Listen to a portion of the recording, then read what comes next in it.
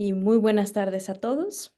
Gracias por acompañarnos una vez más en esta charla, en esta presentación donde tendremos el día de hoy a tres invitados muy especiales hablando sobre el comercio y la inversión en América del Norte. Es un tema muy interesante, es un tema que agradecemos tener estos expertos de lujo el día de hoy con nosotros y me voy a permitir iniciando a leer la biografía de los tres ponentes. Gracias a todos. Les recuerdo también usar nuestro chat para mandar mensajes, saludos, decirnos desde dónde nos escuchan, desde dónde están con nosotros. Todas las preguntas serán dirigidas a través de nuestro chat, así que en el momento en el que tengan cualquier duda, por favor, pueden escribirla ahí. Empiezo con la lectura de biografía de nuestra querida doctora Karen Sigmund. Ella obtuvo su doctorado en Derecho y maestría en Derecho Comparado en la Universidad de Tulane. Terminó su doctorado en Derecho, su Juris Doctor en la Universidad de San Diego, nuestra casa. Trabajó para el Tecnológico de Monterrey en muchos años como directora de maestría en Derecho Internacional, directora académica y profesora investigadora y muchos otros puestos. Fue catedrática en la Universidad Nacional Autónoma de México en la Facultad de Derecho y pues bueno, sus cursos incluyen Introducción al Sistema Legal de Estados Unidos, Regulación Internacional de Comercio, Derecho Comparado, Derecho Internacional Público y estos a nivel licenciatura y maestría. Fue director asociado del Instituto Latinoamericano de Derecho y Justicia y ahora, pues bueno, como saben, se desempeña como Senior Director de la Oficina de Posgrados y Programas Internacionales de nuestra Escuela de Derecho University of San Diego, que por supuesto es quien organiza estos eventos. Tengo el gusto también de presentarles al doctor Gabriel Cavazos. Es abogado también por la Universidad Regiomontana, con un Master of Laws de la Universidad de Toronto. Tiene un Master of Laws por la Universidad de Tulane y también un PhD de la misma Universidad de Tulane. Ha trabajado en los tres órdenes de gobierno en México y el Poder Legislativo. Entre otros, fue director de jurídico de la Secretaría de Desarrollo Económico del Estado de Nuevo León. Fue director y decano del Tecnológico de Monterrey y profesor invitado en distintas instituciones en Estados Unidos, España, Reino Unido. Actualmente es miembro del Club Español e Iberoamericano de Arbitraje. Tiene un currículum muy impresionante. Ha sido contratado como testigo experto en temas de derecho comparado, en litigios entre tribunales estatales y federales en Estados Unidos. Y bueno, tiene una amplia trayectoria que por supuesto cubre muchos temas muy interesantes y por supuesto el tema que nos trae aquí el día de hoy. El doctor Arturo David Argente Villarreal es abogado por el TEC de Monterrey, Campus Monterrey, tiene un LLM por la Universidad de Indiana, tiene un LLM por la Universidad de Tulane y también su PhD, su doctorado en Derecho Internacional y Comparado por Tulane. Ha trabajado en el sector bursátil, en el sector privado como abogado litigante en materia de comercio, asesor y miembro del comité editor del INAI en materia de protección de datos, transparencia y acceso a la información. Es asesor de la Comisión de Derechos Humanos del Estado de México, profesor a nivel de maestría y doctorado del Poder Judicial del Estado de México y miembro de la Institución de Administración Pública del Estado de México. Fue director de la Escuela de Derecho de Tecnológico de Monterrey Campus Toluca y profesor invitado en instituciones de posgrado con una amplia experiencia. Tiene un currículum también muy impresionante y bueno, ha sido columnista, tiene muchas publicaciones muy interesantes también, por supuesto, del tema que nos ocupa hoy. Así que bueno, ya tomé mucho tiempo en describirles las personalidades que tenemos, pero creo que lo más interesante es escucharlos a ellos. Así que primero que nada, gracias a todos los que están aquí con nosotros escuchándonos y por supuesto gracias a los tres doctores que están con nosotros. Muchísimas gracias, doctora Karen. Empezamos con usted. ¿Qué tal? Buenas tardes a todos. Muchísimas gracias, Rubí, por la presentación. Muchas gracias al doctor Cavazos y al doctor Argente por estar con nosotros el día de hoy. Yo quiero platicarles un poquito cuál va a ser la dinámica para esta actividad, que es un poquito diferente de lo que hemos hecho en otras charlas virtuales. Voy a dar una presentación muy breve de lo que ha sucedido en el pasado. Después le voy a pasar el uso de la voz al doctor Argente, 10 minutos, después al doctor Cavazos, 10 minutos, y tendremos un periodo de 10-15 minutos para hacer preguntas entre los panelistas y finalmente 15 minutos para la participación de todos ustedes. Siempre cuando pongan sus preguntas en el chat para que Rubí pueda dirigir esas preguntas al panelista que ustedes quieran. Entonces, por favor, usen el chat por allí para saber ¿no? a quién va dirigida la pregunta. Yo quiero empezar, 5 minutitos me voy a tomar para ponernos un poquito en contexto de qué es lo que ha sucedido en estos últimos años, sobre todo para ver hacia dónde vamos. Si bien recordamos un poquito de la historia, después de la Gran Depresión, vimos una película muy similar a lo que estamos viendo en este momento, donde Estados Unidos implementa una legislación llamando a subir todos los aranceles debido a una crisis económica para dirigir todas las compras y toda la protección a su industria nacional. Cuando hablamos de aranceles, hablamos de impuestos a la importación, exportación. En el momento que hace esto Estados Unidos, 1930, hay una reacción internacional. Si Estados Unidos sube el arancel, lo van a hacer los otros países y empieza cada uno de los países a escalar. Y esto así sigue hasta después de la Segunda Guerra Mundial, donde se reúne un grupo de personas para tratar de reestructurar, digamos, la economía internacional. Y ahí podemos hablar de los acuerdos del GATT de 1947. En ese momento, a partir del GATT, inicia un periodo de lo que llamamos liberalización en términos comerciales y también el surgimiento de organismos internacionales. Hablamos del Fondo Monetario Internacional, del Banco Mundial y de las Naciones Unidas mismas. Entonces, aquí viene un periodo donde los países están tratando de trabajar en conjunto a través de cooperación internacional para ir reduciendo los aranceles y las barreras no arancelarias. En este contexto, lo que hacen es tratar ciertos, digamos, principios nacen de los acuerdos de no discriminación y de trato de nación más favorecida. Entonces van bajando los aranceles, se van creando acuerdos. También esos acuerdos permiten que algunos países tengan sus propios aranceles a través del establecimiento de una área de libre comercio, lo que podemos ver en Norteamérica. También se permite un mercado común bajo las reglas del GATT y así van los países creando, digamos, unos espacios donde ellos pueden reducir los aranceles y no darle ese trato a todos los otros miembros del GATT. Y así llegamos a la creación de la Organización Mundial del Comercio y también de lo que conocimos en 1994, su implementación del Tratado de Libre Comercio de América del Norte. Y esto es lo que va, digamos, es la base para la plática del día de hoy. Y con esto, ustedes que conocen la historia un poquito de este tratado, el cual fue muy novedoso en su momento porque realmente abrió las economías de Canadá, Estados Unidos y México, inició un periodo de integración entre los tres países. Después viene, también quizás nos platiquen Arturo, Gabriel, lo que es el TPP, pero como sabemos, Estados Unidos, en la primera administración de Trump, decide sacarnos del acuerdo del Transpacífico y viene de nuevo una vista hacia dentro, toda la idea de Make America Great Again, de MAGA. Entonces, eso es un poquito de los antecedentes de lo que está sucediendo.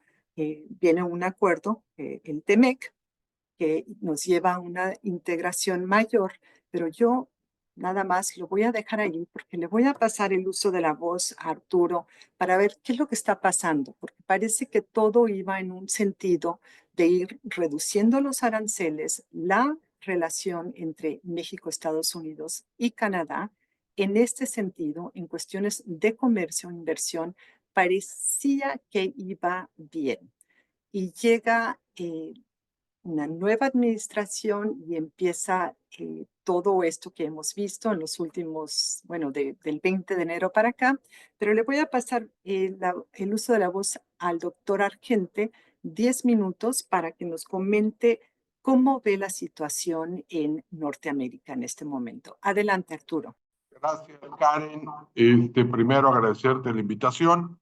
Y sí, como lo has venido platicando, lo describiste de manera perfecta, el desarrollo en el comercio internacional alrededor del mundo. Pero todo eso que acabas de explicar ya no existe. Y eso es, yo creo que el inicio que Gabriel más adelante nos va a explicar, pero es importante también saber dónde estamos parados. En una zona comercial que representa el 30% del PIB mundial. Es decir, estamos hablando de 1.63 billones de dólares. Esto nos habla que de alguna forma se generan 3.1 billones de dólares por minuto, de acuerdo a datos del Banco Mundial. Esto también nos lleva a pensar que el TEMEC, con esta agilidad comercial que sufrimos o este dinamismo que demuestra, pues también atestigua que 270 millones de vehículos, personas, trenes cruzan en esta zona fronteriza.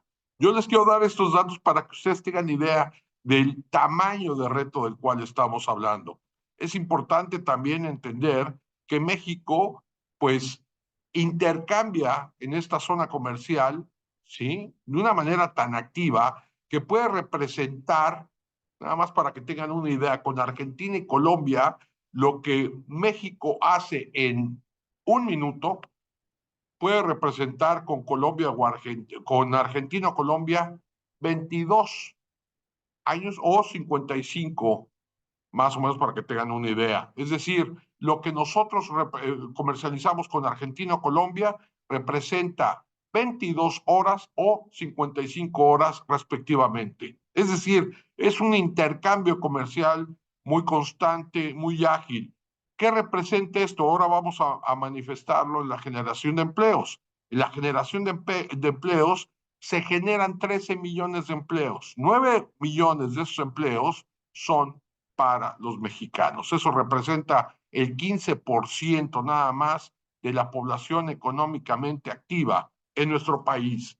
Y sí, si nosotros conjuntamos toda esta zona fronteriza entre el norte de México y el sur de los Estados Unidos, pues estamos hablando que se llega a comercializar cerca de 6 billones de dólares. Esto pues nos pone por encima de muchas economías, solo lo que es China y Estados Unidos estarían por encima. Y esto nos habla también que en este dinamismo comercial también se ha generado un exceso o un crecimiento en la competitividad. Y esto pues va más allá que otras zonas comerciales como lo que es Europa y Asia. Actualmente, con la situación de los aranceles, se ha generado de alguna forma una incertidumbre comercial y que también han estado a la expectativa cerca de 15 mil millones de dólares para ver si son invertidos. Ayer recibíamos un dato de un personaje muy importante en nuestro medio, que es Luis de la Calle, donde decía que países que le compran a Estados Unidos en el 2024, Canadá le compra un 16.9%, México un 16.2% y China un 7%. De igual forma, Estados Unidos compra o adquiere productos de nuestro país en un 15.20%, de Canadá, de China, perdón, en un 13.4% y de Canadá en un 12.6%. Es decir, México, más que proveedor, es un mercado de consumo. Esto nos lleva también a ver dónde está parado nuestro país. Y es que somos, a final de cuentas, una pieza en este juego geopolítico que se está viviendo entre Estados Unidos, Rusia y China. Y me lleva a recordar, y ayer lo comentaba en una mesa, la situación que vivió Estados Unidos con Richard Nixon y que Henry Kissinger en lo que conocíamos nosotros como la Realpolitik, donde se lanza esta tesis de la mesa de las tres patas y Estados Unidos busca un acercamiento con China. ¿Qué es la Realpolitik? En pocas palabras, romper con cualquier tipo de ideología y adaptarnos a las circunstancias. Lo mismo que está pasando actualmente con Estados Unidos, Rusia y China. Vemos este acercamiento, igual que pasó hace 50 años entre Estados Unidos y China, pero ahora lo estamos haciendo, lo estamos atestiguando con Rusia. Entonces, la situación que se está dando en este juego geopolítico está involucrando la situación de nuestro país. México, realmente, como acabamos de ver por los números que les acabo de enseñar, pues tiene una dependencia muy grande con el mercado del norte. La situación que nos lleva es enfrentar esta incertidumbre en la cual nosotros somos pieza de este juego geopolítico que realmente nos está llevando a una situación extrema en la cual nosotros también como gobierno no estamos haciendo la tarea. Vemos que estamos arrojando una reforma judicial que lo único que está haciendo es de alguna forma alimentar esta incertidumbre y la eliminación de los organismos autónomos con el cual también se cambian algunos lineamientos que en el mismo TEMEC se comprende. El artículo 34.7 del mismo TEMEC nos va a llevar a la situación de revisar el texto completo de este tratado y se va a decidir si se va a continuar con este tratado por 16 años más o se va a finalizar en el año 2036. Lo cierto, como acabo de repetir, hay empresas como General Motors, Ford, Chrysler, que tienen una inversión directa de cerca de 300,000 millones de dólares. En el caso que el tratado internacional no fuera ratificado, pues esto implicaría que pues todos esos activos se movieran del lugar, cosa que realmente suena como una experiencia difícil de poder describir, sobre todo por el esfuerzo financiero y el esfuerzo laboral que esto implicaría, sobre todo con la mano de trabajo que componen estas dos grandes empresas. La situación no es fácil. Vemos que el gobierno mexicano recibe de alguna forma extensiones en cuanto al tema de los aranceles, ya es víctima de un arancel del 25% en temas del aluminio, en temas del acero, pero también sentimos que en las últimas administraciones el gobierno mexicano ha permitido este acceso de la inversión china extranjera a nuestro entorno. Y esto pues ha llamado la atención del gobierno norteamericano. ¿Por qué? Porque también ha existido acceso de aluminio, acero al mercado mexicano, se ha de alguna forma manejado de manera ilegal y bueno, se ha exportado hacia los Estados Unidos. Así la situación con lo que es la situación en México y sobre todo que China en el último año 2023 ha invertido en México cerca de 12.6 millones de dólares en nuestro entorno, solo en temas de aluminio y acero. Así las cosas, Karen, y para que también entiendan qué impacto ha tenido el Tratado de Libre Comercio en nuestra economía, en 1994 hubo una inversión a través del Tratado de Libre Comercio de 10 millones de dólares. En el 2023, el TEMEC arrojó una inversión de 36,000 millones de dólares. Ahora quiero que esto lo lleven, se lo imaginan en el tema de la generación de empleos. En cuanto a las reservas internacionales, de acuerdo a informes del Banco de México, en 1996 teníamos unas reservas de 15,671 millones de dólares. En el 2024 alcanzamos la cifra de 24,000 millones de dólares. Ese crecimiento ha sido muy ejemplar y esta es una de las bondades que nos ha dejado el Tratado de Libre Comercio. Escuchamos en diferentes foros que en caso de que el TEMEC no sea ratificado, nos va a quedar la opción de China, que es un tema que me gustaría que el compañero Gabriel Escobar, Gabriel Cavazos y Karen Sigmund nos explicaran si es viable la opción de China como lo que está manifestando el gobierno oficial de nuestro país. Karen, ese es más o menos algunos datos de lo que compone el TEMEC en la actualidad.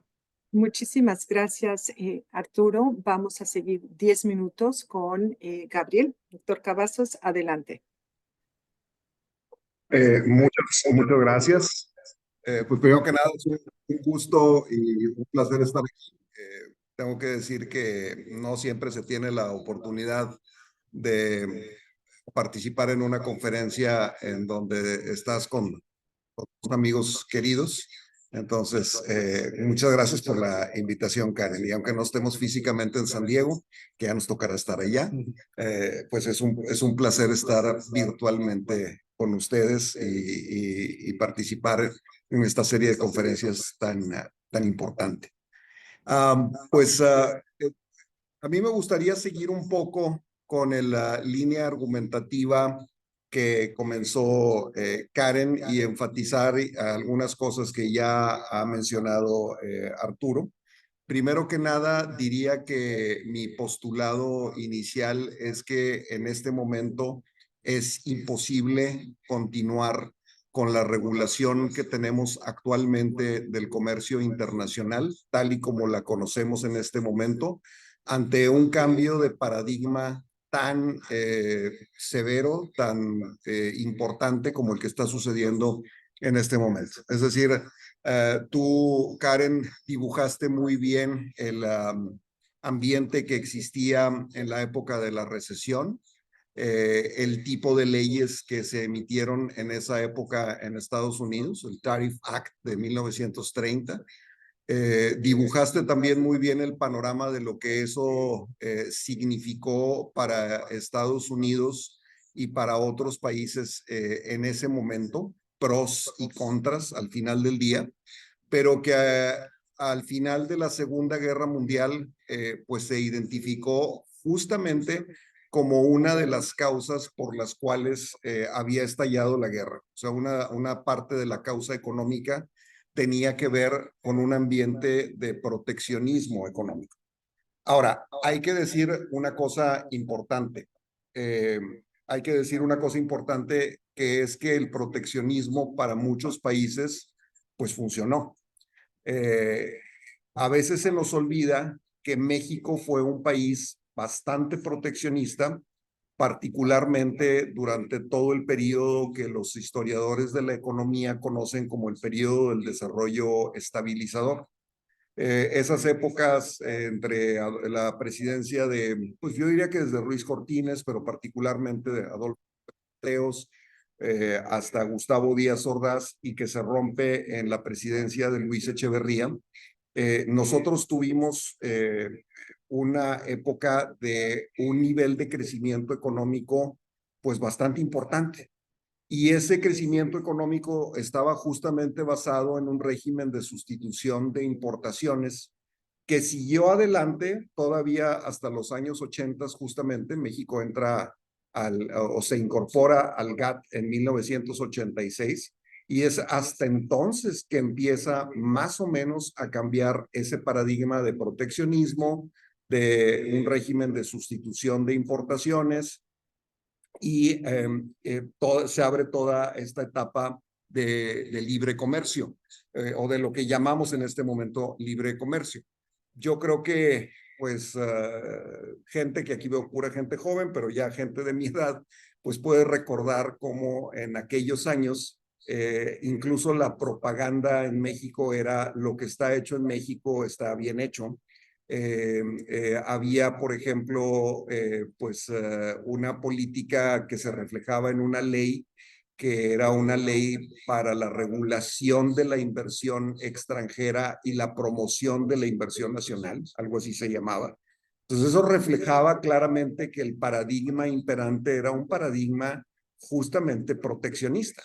Estados Unidos lo tuvo en su momento, como lo explicaste bien, Karen.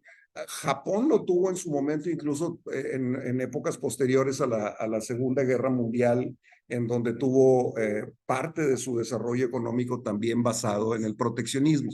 Entonces, yo quiero partir de esa base porque ahora lo podemos ver como algo muy malo, que ciertamente no es nada bueno, pero en ciertas épocas de la historia, a algunos países, por lo menos temporalmente, las políticas proteccionistas les han funcionado y les han funcionado adecuadamente. Insisto, México no ha crecido tanto de los 80s para acá como creció en los 50s o en los 60s, en la época del desarrollo estabilizador, que fue una época proteccionista. Ahora bien, si sabemos que esto cambia, que después de la Segunda Guerra Mundial surge este acuerdo general sobre aranceles y comercio, que después tenemos ya toda una organización a nivel multilateral como es la OMC, que empieza su funcionamiento desde 1995 y que México es de los países fundadores de la OMC, es de los miembros fundadores de la OMC. Que tenemos también una serie de tratados en donde primero tuvimos el Tratado de Libre Comercio de América del Norte, o NAFTA por sus siglas en inglés, que fue también un paradigma de la liberalización económica pues por casi 30 años. Que se puso en entredicho durante la primera administración de Trump y que forzó tanto a México como a Canadá a hacer lo que primero parecía una renegociación y luego fue el surgimiento de un nuevo tratado que ahora simplemente conocemos por sus siglas en español como TEMEC o USMCA por sus siglas en inglés. Y que tenemos una serie de pilares fundamentales que son justamente los que rigen el comercio internacional, que son los que en este momento están en entredicho. ¿Cuáles son estos pilares? Y hay que recordarlos, aunque suene así como si fuera algo como muy pedagógico, ¿no? O sea, el primero es el principio de nación más favorecida. ¿Qué significa el principio de nación más favorecida? Pues a nivel multilateral significa que cualquier ventaja, concesión, prerrogativa de carácter comercial que confiera un país a otro, la tiene que hacer extensiva automática e incondicionalmente a todos los demás países. ¿Cuál es el esquema que rompe con un trato de nación más favorecida o la excepción legal que se admite en el artículo 24 del GATT a este principio de nación más favorecida? Pues es justamente la posibilidad de que surjan esquemas de liberalización económica a nivel regional en dos formas: zonas de libre comercio o uniones aduaneras. ¿Y por qué el artículo 24 del GATT permite la conformación de estos bloques regionales? Pues por varias razones, pero en principio una de ellas es porque se tiene pensado que en un nivel regional los esquemas de liberalización pueden ser más rápidos, más agresivos, porque no tienes que negociar con tantos países. Entonces, al negociar con pocos países, en el caso de América del Norte, pues somos 3, las prerrogativas de liberalización económica pueden ser más amplias. Y esto justamente fue una realidad. O sea, cuando nace el Telecán e incluso otros tratados, pues las concesiones, por ejemplo, en materia arancelaria, pues son muy drásticas. Es prácticamente todo el comercio, redúcelo a 0% de arancel. Entonces, en ese contexto, se supone que esto sí estaba funcionando. Pues tenemos un principio de nación más favorecida que a nivel multilateral obliga a esto, pero tenemos una excepción que son los bloques regionales. Ambos funcionan como esquemas de liberalización comercial importantes. ¿Y qué es lo que se está rompiendo en este momento? Pues se está rompiendo justamente eso. A ver, lo que está haciendo la administración estadounidense en materia comercial tiene que ver con un propósito, ya lo expresaba muy bien Arturo, que es geopolítico. Es decir, no es lo único que se está moviendo desde la estructura geopolítica en este momento, no, esta es la parte comercial, se está moviendo toda la estructura geopolítica también en la parte de defensa, estamos viendo lo que está pasando con Ucrania, particularmente la aproximación que tiene Estados Unidos con los otrora amigos, socios y protegidos europeos, que ahora se sienten abandonados. Y en el plano comercial, pues tenemos un ataque fundamental a los dos principales socios y amigos, que son Canadá y Estados Unidos. Entonces, de lo que se trata es justamente de mover todo el esquema para ya responder a una lógica distinta, que a lo mejor es muy pronto para que nos quede absolutamente claro cuál va a ser esta lógica distinta, pero por lo pronto no es una lógica que responda a los principios que están enarbolados en el GATT, en toda la estructura de la OMC, que administra 16 tratados, de los cuales el más importante es el GATT, ni en los tratados regionales. O sea, toda esa estructura jurídica no responde a esta nueva realidad. Si a eso le sumamos que la estructura jurídica actual que tenemos tenía contemplado, no tenía, tiene todavía contemplado, un esquema de solución de controversias que justamente todas estas situaciones que se puedan dar entre los países en materia comercial puedan ser resueltas de una manera, pues obviamente pacífica, lo más despegado de la política que se pueda, lo más técnico jurídico que se pueda, y sin embargo, pues esto ha estado desdibujado, y esto no es nuevo, ha estado desdibujado ya desde hace algunos años. Gabriel. Por ejemplo, sí, Gabriel. perdón. Ya Tiempo. los 10 minutos. Sí. Pero Cierro si con el primer postulado, perdón que no estaba viendo el reloj, Karen, te prometo que lo vuelvo a ver. Simplemente enfatizar esto.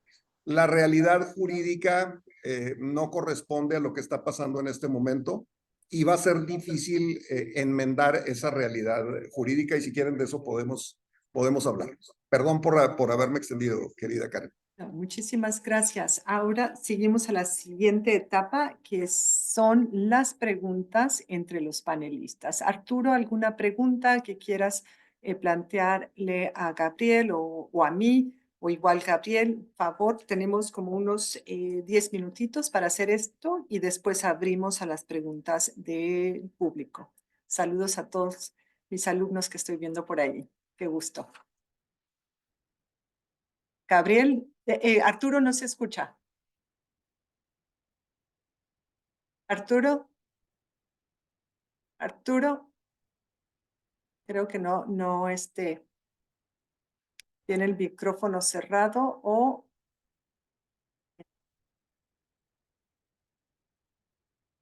Arturo, no te escuchamos.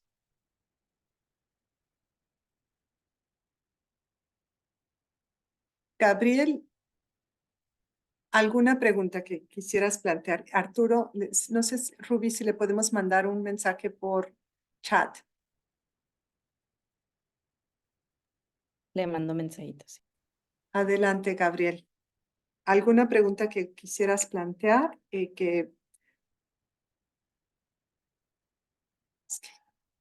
Déjame mandarle un mensajito igual. No se escucha. Nuestros intereses hacia China. Perdón, Arturo. Ahora sí te escuchamos. Estabas en... ok. Gabriel, adelante. Y si no, yo hago la primera pregunta. Gabriel, Arturo. Ya tenemos el micrófono de Arturo listo. Sí, ya que no se podía escuchar. Como había mencionado al inicio de esta plática, la respuesta de una política proteccionista fue ante una crisis económica. En este momento, en Estados Unidos, no estamos en una crisis económica. ¿Por qué creen ustedes que tanto dentro de la región como en otras partes del mundo está cambiando la política comercial? Sí, bueno, si me permiten, quizás yo puedo ahí detonar. Es perfectamente claro que desde hace ya varios años, esto se nota muchísimo en la segunda administración de Trump, la política comercial está cambiando por razones geopolíticas, primero que nada, con excusas que tienen que ver con parámetros que no están bien planteados en su relación con el comercio dentro de la regulación del comercio, como es la seguridad nacional y ese aspecto tan grande que puede cubrir la seguridad nacional. Y todo esto englobado en razones ideológicas. Al final del día se nos olvida que las ideologías son importantes, o por lo menos para mucha gente son importantes. Y notemos lo que pasó hace unos años en Reino Unido, cuando se somete a un referéndum el salir de la Unión Europea. Los británicos se están dando cuenta desde hace buen rato que eso fue un disparo a los pies. Realmente no fue una buena idea. El tipo de votantes que aprobó esa iniciativa pues no eran tampoco los más avesados en temas internacionales, ni sofisticados, ni nada.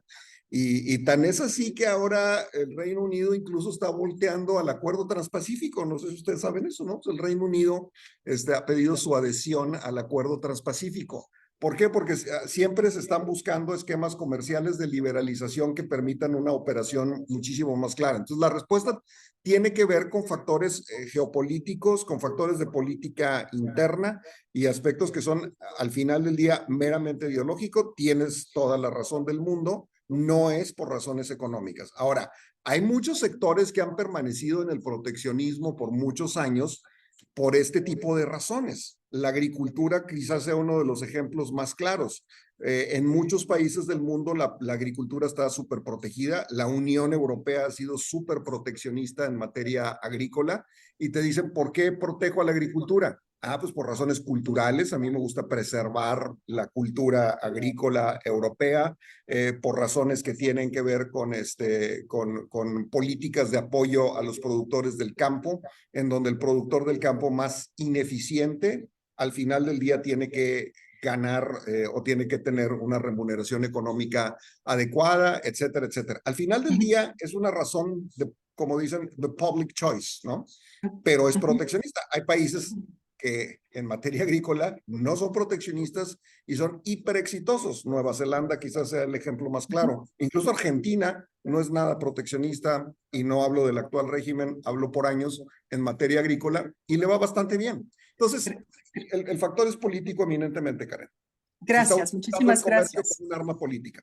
Arturo, ahora sí, adelante, si puedes abrir tu micrófono. Y mira, Karen, lo que había comentado, que actualmente el comercio internacional se encuentra secuestrado por esta lucha geopolítica donde el mundo se está partiendo en tres partes. Y recordando lo que te acabo de decir, ¿no? Me lleva a esta memoria de hace 50 años, la misma situación donde Henry Kissinger asesoraba, era el asesor principal de Richard Nixon y le aconsejaba acercarse a China en ese momento encabezado por Mao Zedong. Y fue uno de los grandes triunfos que tuvo Richard Nixon y esta administración de la cual estoy comentando con la teoría de la mesa de las tres patas. Es decir, llevó a cabo esta alianza y de alguna forma debilitó la situación o la figura de la Unión Soviética. También estamos viendo que es muy criticado que Trump tiene cierto favoritismo con Putin. Y esto lo hace para crear un frente común o para debilitar la situación con China. Y esto es la misma situación de la Realpolitik que había aplicado Henry Kissinger en su momento con Mao Zedong y Richard Nixon. Lo estamos viendo actualmente. Y no olvidemos también que Henry Kissinger, durante el primer periodo o la primera administración de Trump, era uno de los consejeros más cercanos a este presidente. Sí, vamos a ver muchos cambios. El mundo que conocimos después de la posguerra no va a ser el mismo. Lo ratificamos también con la situación de Ucrania en su visita a la Casa Blanca de Zelensky, donde se rompió todo tipo de protocolo y buenas costumbres que muchas veces eran respetados en el derecho internacional y que, bueno, fue algo que marcó el inicio de una serie de cambios que se avecinan y que México debería estar preparado. De igual forma, como yo comentaba, es importante saber qué posibilidades, porque dentro del discurso oficial se maneja la opción de que México dirija sus intereses comerciales con China. Y se ha venido repitiendo en varios foros. Me gustaría oír la opinión de Gabriel o tuya, Karen. ¿Qué piensan al respecto? Yo daré la mía. Yo pienso que es casi imposible que se dé esto, pero se maneja de manera repetitiva en diferentes foros donde la actual administración dice hay que buscar la opción de China en lugar de seguir con los Estados Unidos. ¿Qué opinan de eso? Muchísimas gracias por tu pregunta, Arturo. Tenemos un minuto cada uno para cerrar y después darle oportunidad a los que están por aquí de hacer sus preguntas. En respuesta al pronóstico o lo que opino sobre esta última pregunta de Arturo, yo sí creo, quizás a diferencia de los otros dos panelistas, que nuestras economías están estrechamente vinculadas y que sería muy difícil tratar de salirnos del TEMEC y de tomar una política económica comercial diferente a la que hemos llevado a través del TEMEC y de NAFTA. Sobre todo, no porque Trump no quiera subir los aranceles y declarar que va a negociar de manera bilateral con Canadá o de manera bilateral con México. Creo que en cuanto él dice aranceles, lo cual ha dicho muchísimo, vemos que se desploma la bolsa y eso va en contra de sus propios intereses y de los intereses de su partido y sobre todo de sus mejores amigos. Y creo que son los que pondrán la mayor presión para que nuestra política económica comercial siga en el mismo sentido, porque no le conviene a los grandes intereses, a los grandes industriales, al sector automotriz, que Trump rompa con esta relación que tiene con México y Canadá. Adelante, Gabriel, un minuto, Arturo, un minuto y abrimos a las preguntas. Bueno, pues quizás hablemos entonces de esto de China. Desde el punto de vista jurídico, tenemos una prohibición expresa dentro del TEMEC de tener un acuerdo comercial con China. La guerra comercial inicial es de Estados Unidos con China. El balance geopolítico tiene que ver principalmente con China por muchos temas, entre ellos el tema de la inteligencia artificial. Entonces, la codependencia total en materia comercial y geopolítica, pues es con Estados Unidos. Hemos estado tratando de diversificar mercados en los últimos 30 años y no hemos podido. Aún con los tratados, todo el mundo decía hay que diversificar mercados y nunca hemos podido hacer una real diversificación, ni siquiera con Europa, donde tenemos un flujo comercial bastante importante. Entonces yo creo que este argumento de, volteemos ahora a China como si se fuera a dar por arte de magia, como si eso fuera comercialmente posible, políticamente posible, no va a suceder. Nos meteríamos en un problema muchísimo más grande del simple problema de los aranceles. Y nada más hago una precisión también que creo que es importante. El 25% de la amenaza de aranceles, cuando se dijo y salió a festejar nuestra presidenta de que pues no se iba a implementar y que lo había retrasado y que al final del día simplemente se va a implementar para aquellos productos que están fuera del tratado del TEMEC, pues hay estudios muy serios en donde aparentemente el 50% de las exportaciones de México hacia Estados Unidos que pudieran beneficiarse arancelariamente del TEMEC por cuestiones de regulación en materia de reglas de origen, prefieren no hacerlo y entran con el arancel de nación más favorecida de la OMC. Y entonces ahí habría la posibilidad de que les impusieran el 25%. Ojo con eso, porque ni Marcelo Ebrard lo dijo, y la presidenta obviamente tampoco, y es una cosa bastante seria. Y los chinos en este momento están preocupados de lo que está haciendo Estados Unidos con México, lo pueda repetir con otros aliados comerciales que ya tiene China, no nada más aquí cerca, en América Latina, en África y en otras partes, y que sea al final del día un juego de chantaje de ¿estás con China o estás con Estados Unidos? ¿Con quién quieres comerciar? Eso los chinos lo están tomando muy en serio. Muchísimas gracias, Gabriel. Un minuto de cierre, Arturo, para permitir preguntas. Sí, mira, creo que nada más para que la gente también tenga una idea, en el momento que se dio este ápice o el auge del tema de los aranceles, hubo una caída en la bolsa complementando, tratando de complementar lo que tú decías con de la caída de la bolsa de valores, que fue más o menos, para que tengan una idea, de 1.7 trillones de dólares. Eso implica a un año del PIB en México. Es tan delicada esta situación de estar jugando con los aranceles que de alguna forma, además de inhibir la inversión extranjera directa, provoca incertidumbre comercial y de igual forma los efectos que está causando va a provocar que el consumidor americano sufra de un tema que nosotros en Latinoamérica somos muy familiares, que es el tema de la inflación.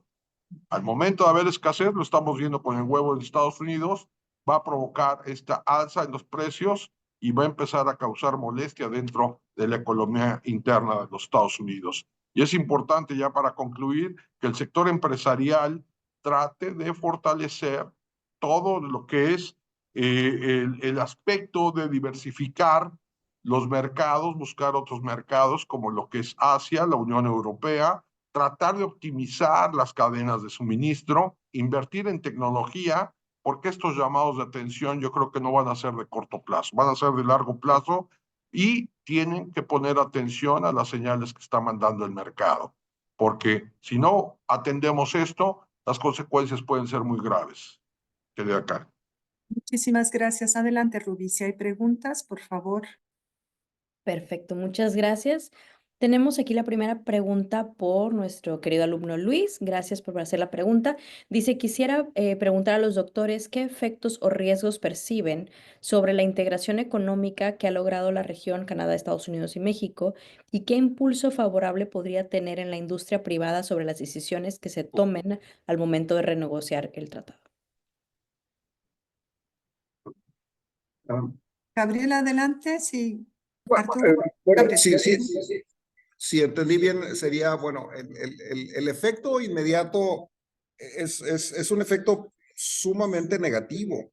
O sea, todo lo que hace 30 años tenía que ver con esta idea de Norteamérica, en este momento no existe, no hay una política común prácticamente en ninguna materia, ciertamente en materia comercial no, pero en ninguna materia pareciera haber una política común. Todo el mundo está viendo la parte de seguridad, todos los temas comunes de Norteamérica, seguridad, migración, drogas, comercio, todos se están viendo de manera aislada y separada por cada uno de los países. Entonces, este efecto ha sido un efecto inmediato del cual creo que va a ser muy difícil recuperarse. Ahora, ¿qué papel van a tener las empresas o el sector de negocios de los tres países en un poco darle la vuelta a esta situación? Pues yo creo que justamente es el esquema fundamental. Fíjense, por ejemplo, en materia de represalias económicas, el famoso retaliation, ¿no? Te imponen un arancel, bueno, pues tú impones otro igual, ¿no? Esas represalias, cuando tienen el objetivo de atacar a sectores productivos que son altamente sensibles por su integración a nivel Norteamérica, que son sensibles políticamente, ¿no? Por ejemplo, México impone un arancel retaliatorio o en represalia a un cierto producto que está localizado en tal estado de Estados Unidos, en donde sabemos que los 2 senadores son del Partido Republicano y que van a ser presionados por su propio sector de negocios porque ese producto se vuelva a liberalizar. Entonces ahí tenemos una presión política sobre la economía que va a tener y que tiene en un momento dado que tener un efecto práctico. Entonces, justamente el papel de las empresas, de los negocios, es determinante en este cuarto de al lado que se le llama en negociación comercial, definitivamente. No sé si contesté la pregunta, a lo mejor me salté algo. Adelante, Rubí. Siguiente pregunta. No sé si Arturo quería comentar algo de esto. Y nada más completar lo que preguntó el miembro del auditorio. De la totalidad de las empresas que exportan a los Estados Unidos, 80% de ellas son de los Estados Unidos. Entonces quiero que también se imaginen del impacto que puede tener sobre estas empresas que están exportando a los Estados Unidos. 80% de ellas tienen capital extranjero norteamericano. Entonces, es una situación difícil donde la misma presión que va a sufrir el presidente va a ser a través de la bolsa de valores, va a ser del sector corporativo de los Estados Unidos y va a ser el mismo consumidor, el consumidor que va a empezar a levantar la voz. Perfecto. Pasamos a la siguiente pregunta. Eh, Nuestro alumno también Jorge nos pregunta, saludos a todos. ¿Cómo afectará a toda la región de América, Centro y Sur la presente situación arancelaria y siendo medidas políticas? ¿Cómo afectará la economía y la inflación en Estados Unidos?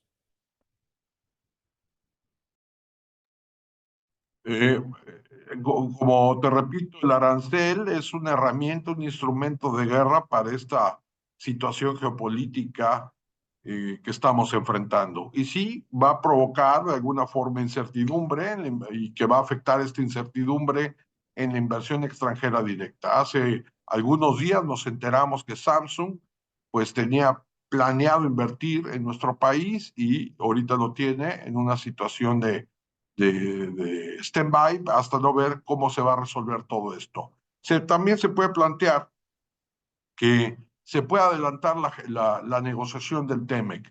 Lo cierto es que esto de los aranceles son un absurdo. Nada más para que tengan otra idea.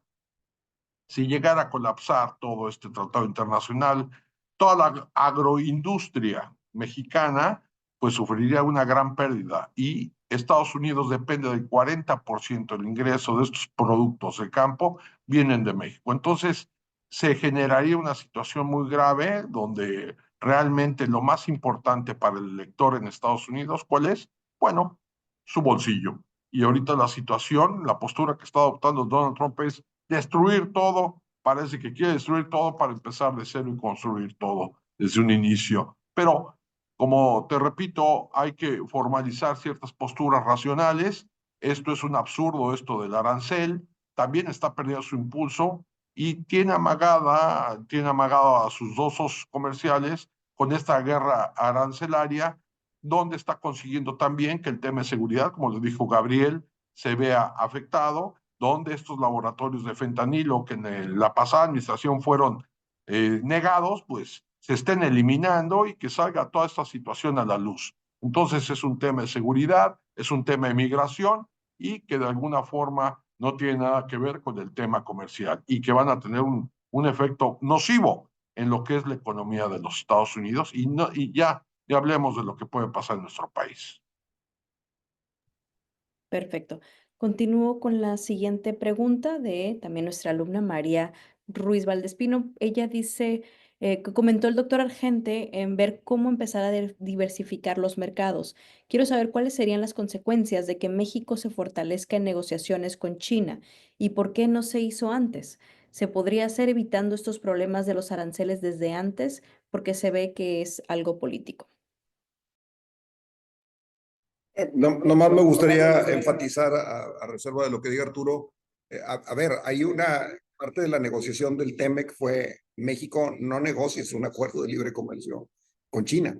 Y ya a pesar de eso nos hemos abierto muchísimo al mercado chino. Vean cuántos automóviles y cuántas marcas chinas tenemos en México, que no las ven ustedes en Estados Unidos, ¿no? Las tenemos todas, a mí hasta se me confunden. O sea, hay una inversión china que es muy considerable y insisto, todo ese ataque geopolítico de Trump tiene que ver con esa nivelación, con el comercio y con otros asuntos con China.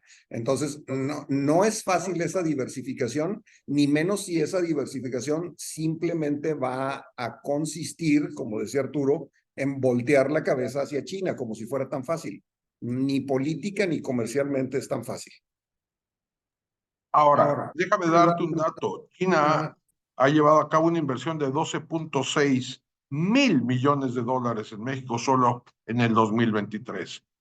Ahí tenemos que tomar en cuenta todo lo que es el tema del acero y el aluminio, que ha venido de China de forma ilegal a través de un contrabando, se remanufactura todo ese producto y puede traer a través de otros productos como latas de refrescos. Es decir, tampoco México ha jugado de manera limpia, es una situación es clara, así como negar los laboratorios de fentanilo. Pero también es cierto que si nosotros no llegamos a darle continuidad a este tratado internacional, se va a generar una mayor pobreza que va a alimentar de forma muy grave la migración que se va a dar a Estados Unidos y que de alguna forma no va a haber Guardia Nacional que pueda cubrir todos esos frentes. La pobreza se puede detonar, no solo en nuestro país, sino todo Centroamérica. Entonces, tenemos que ser muy cautos y aquí es importante entender que Estados Unidos, aun cuando está en búsqueda de